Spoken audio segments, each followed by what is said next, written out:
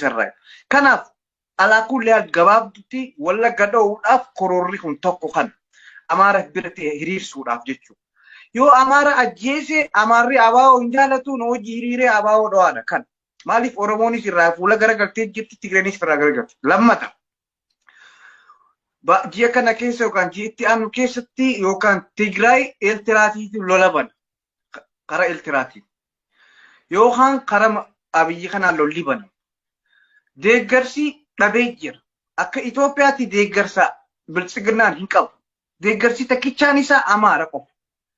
Amaara kana shawwaduudhaaf waa hedduu godha. TPLF amma fakkeenyaaf Diimaa Nagayoo maal jeen gaafa gaafii gaafatanii. Anis hoogganaa abaa'oo 90 takka yookaan 83 akka lakkoofsa Habashaatti.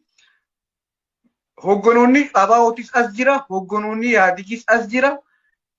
Galalteenya akaal yaaxaarraa waa'ee baddonnootti godhamee waa'ee arbaa guggutti abaa'oon godhe jaamii asaboot maarree godhame hunda nuti cufti bakka takka jirra hixaarraa jeen gaazexenyaan dubbisan yoo dhiira ta'an sila wanni sanni haxaarraa waan kana amma ani wanni inni dhaabuu barbaadu ijoollee bilisiginnaa takka takka afaan bantu abaa'oon kaayoon isaa nama ajjeesuu miti kana gama boodaanatti deebi'a kaayoon isaa Wallagga dha'uu fi Tigraay dha'uu fi gabaabdumattu bakka ashabaarii godhee sanboodaan xiyyaaraan ta'u taankiidhaan ta'u duulatti banu uummata Wallaggaatii fi uummata Gujii uummata Tigraay kanuma kaayoon isaa gabaabdutti torbee dhufu yookaan torbee lama booda eegi waan dhufu tokkoffaa Wallaggaa dura dhooma sanboodaan Tigraay dhooma jala sarari dhibbaa dhibbattiin si hima tan xiinxaluun feesisu okay tanumaan jaataan itti deebina.